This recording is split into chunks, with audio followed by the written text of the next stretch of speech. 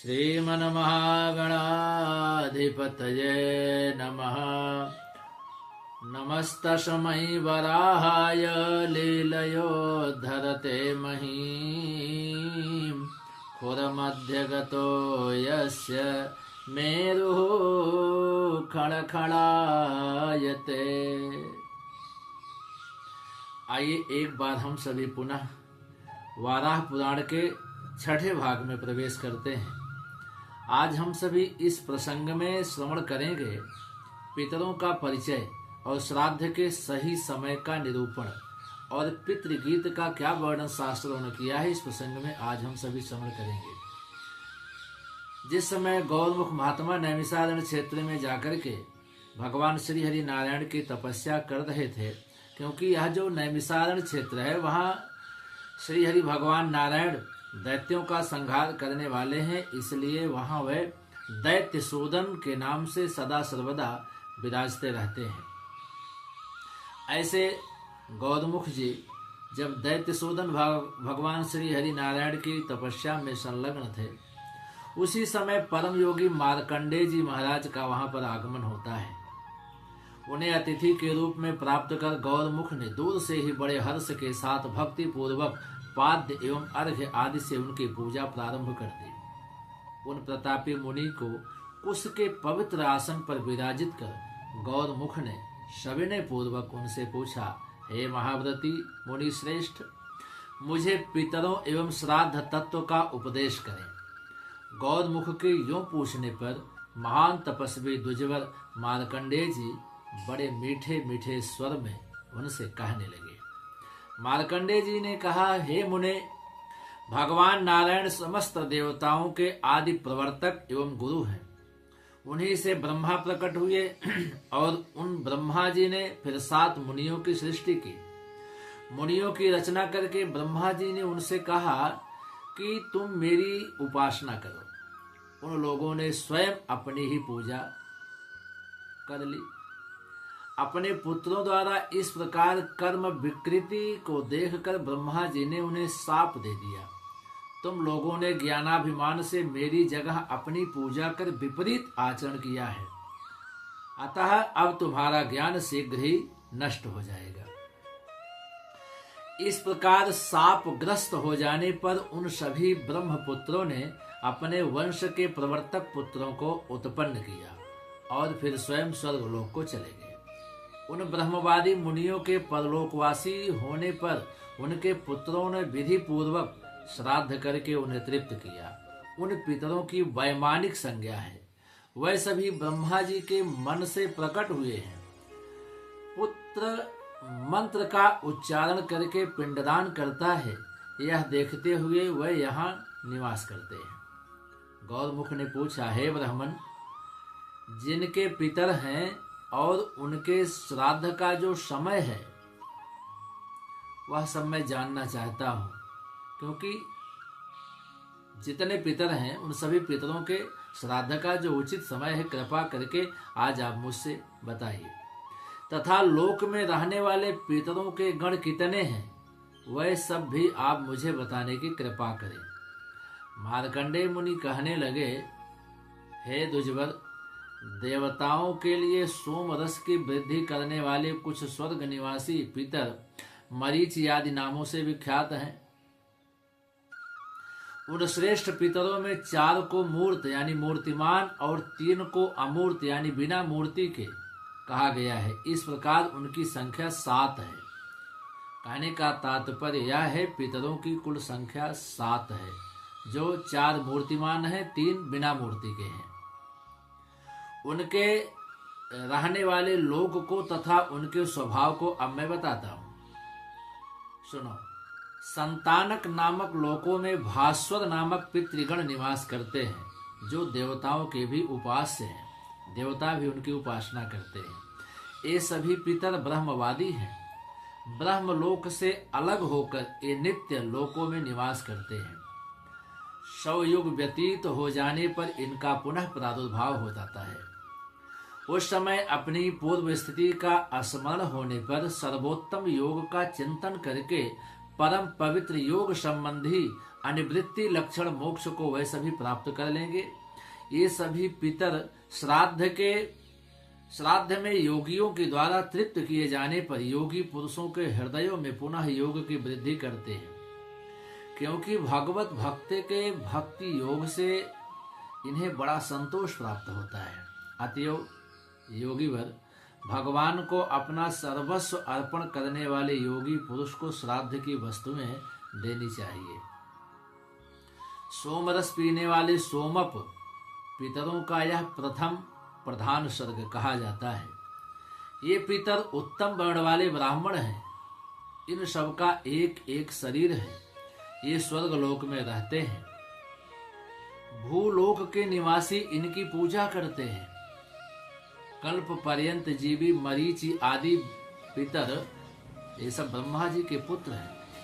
वह अपने परिवारों के साथ मरुतों की उपासना करते हैं। मरुतगण इनके उपास्य हैं। सनक आदि तपस्वी वैराज नामक पितृगण उन मरुतगणों के भी पूज्य हैं। वैराज संज्ञक पितरों के गण की संख्या 7 कही जाती है। यह पितरों की संतान का परिचय हुआ।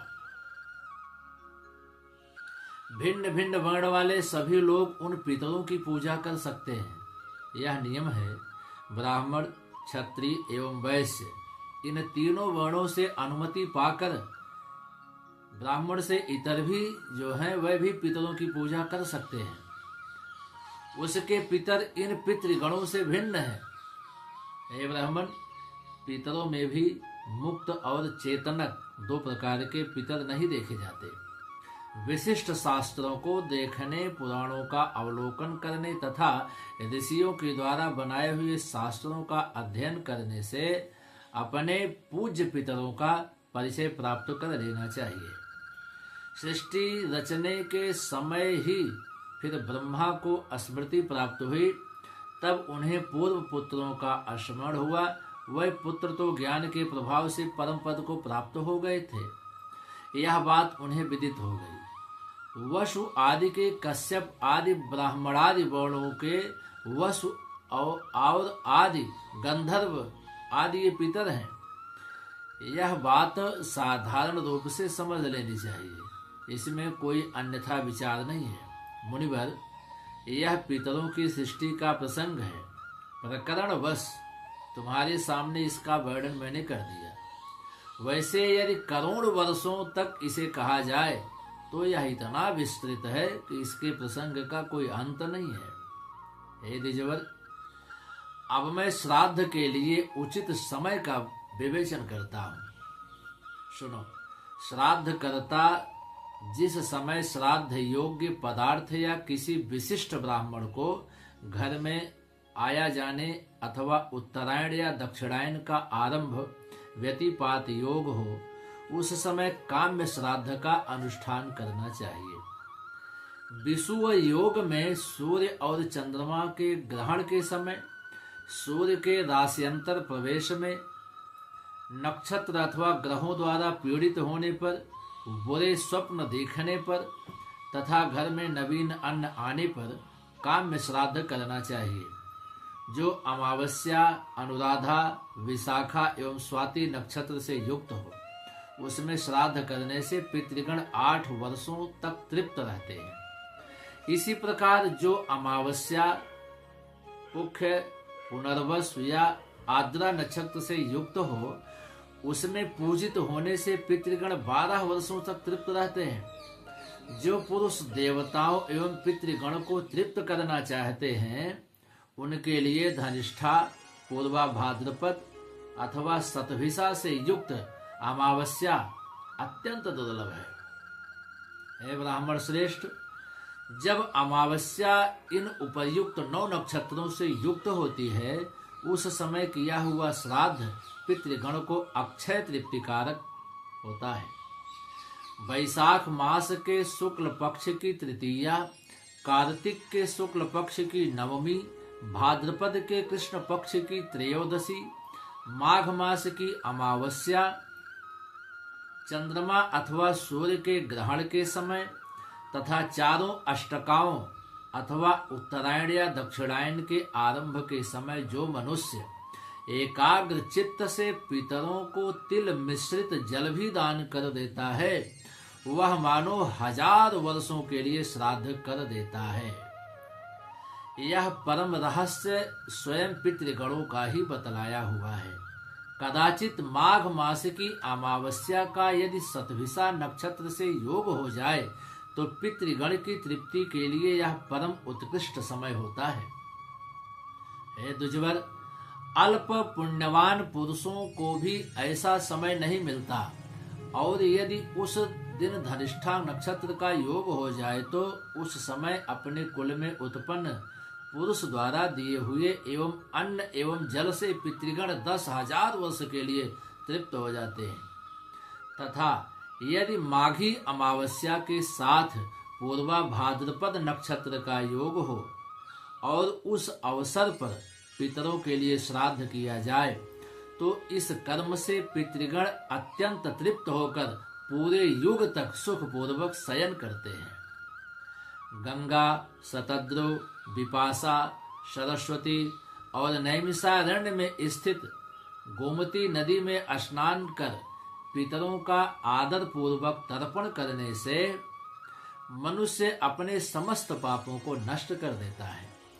पितृगण सर्वदा यह गान करते हैं कि वर्षा काल में यानी भाद्रपद शुक्ल पक्ष त्रयोदशी के मघा नक्षत्र में तृप्त होकर फिर माघ की अमावस्या को अपने पुत्र पौत्रादि द्वारा दी गई पुण्य तीर्थों की जलांजलि से हम कब तृप्त होंगे।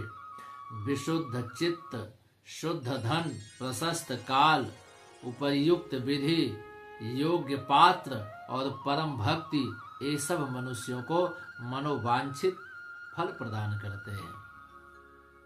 शास्त्रों ने जिन पितृ गीत का वर्णन किया है वह इस प्रकार है। हे विप्रवर, इस प्रसंग में पितरों द्वारा गाए हुए कुछ श्लोकों का आप श्रवण करो। उसे सुनकर तुमको आदर पूर्वक वैसा ही आचरण करना चाहिए। पितृगण कहते हैं, कुल में क्या कोई ऐसा बुद्धिमान धन्य मनुष्य जन्म लेगा जो वित्त लोलुपता को छोड़कर हमारे निमित्त पिंडदान करेगा। संपत्ति होने पर जो हमारे उद्देश्य से ब्राह्मणों को रत्न, वस्त्र, यान एवं संपूर्ण भोग सामग्रियों का दान करेगा, अथवा केवल अन्न वस्त्र मात्र वैभव होने पर श्राद्ध काल में भक्त विनम्र चित्त से श्रेष्ठ ब्राह्मणों को यथाशक्ति भोजन ही करावेगा, या अन्न देने पर भी असमर्थ होने पर ब्राह्मण श्रेष्ठों को जो वन्य फूल फल आदि जंगली शाक और थोड़ी सी दक्षिणा ही देगा। यदि इसमें भी असमर्थ रहा तो किसी भी द्विज श्रेष्ठ को केवल प्रणाम कर ले और एक मुट्ठी काला तिल का ही दान करे, अथवा हमारे उद्देश्य से पृथ्वी पर भक्ति एवं नम्रता पूर्वक 7-8 तिलों से युक्त जलांजलि ही देगा। यदि इसका भी अभाव होगा तो कहीं न कहीं से एक दिन का चारा लाकर प्रीति और श्रद्धा पूर्वक हमारे उद्देश्य से जो गाय को खिलाएगा, तथा इन सभी वस्तुओं के भी अभाव होने पर वन में जाकर अपने कक्ष मूल यानी बगल को दिखाता हुआ सूर्य आदि दिक्पालों से उच्च स्वर से यह कहेगा कि नमेस्ते वेत्तम न धनम न चान्यत् श्राद्धस्य योग्यं स्वपितॄन् तोष्मि तृप्यन्तु भक्त्या पितरो मयैतो भुजौ ततो वर्तमनिमारुतस्य। निवेदन पूर्वक अपने पितरों से वह व्यक्ति यह प्रार्थना करे कि मेरे पास श्राद्ध कर्म के योग्य न धन संपत्ति है और न कोई अन्य सामग्री ही मेरे पास है, अतः मैं अपने पितरों को प्रणाम करता हूँ। वह मेरी भक्ति से ही तृप्ति लाभ करें। मैंने अपनी दोनों बाहें आकाश में उठा रखी है, मेरे पास कुछ है नहीं। हे द्विजोत्तम, धन के होने अथवा न होने की अवस्था में पितरों ने इस प्रकार की विधियां बतलाई है। जो पुरुष इसके अनुसार आचरण करता है उसके द्वारा श्राद्ध समुचित रूप से संपन्न माना जाता है। ऐसा हमारे पितरों ने आशीर्वाद दिया है। कहने का तात्पर्य है, जिसके पास कुछ नहीं है वह कुछ भी अगर जंगली पत्र पुष्पों को भी ला करके अगर अपने पितरों को समर्पित करता है तो भी पितर प्रसन्न हो जाते हैं। इसलिए हमारा धर्म है कि हम श्राद्ध काल का उचित उपयोग करके जिन जिन नक्षत्रों में जिन जिन तिथियों में श्राद्ध का वर्णन किया गया है, जो मुझसे बन सके हम उसी व्यवस्था अनुसार, श्रद्धा अनुसार, क्योंकि श्रद्धया दीयते श्राद्धम, जितनी ही पितरों के प्रति श्रद्धा दिखाई जाती है हमारे पितर उतने ही प्रसन्न होते हैं। बोलिए वाराह भगवान की जय हो।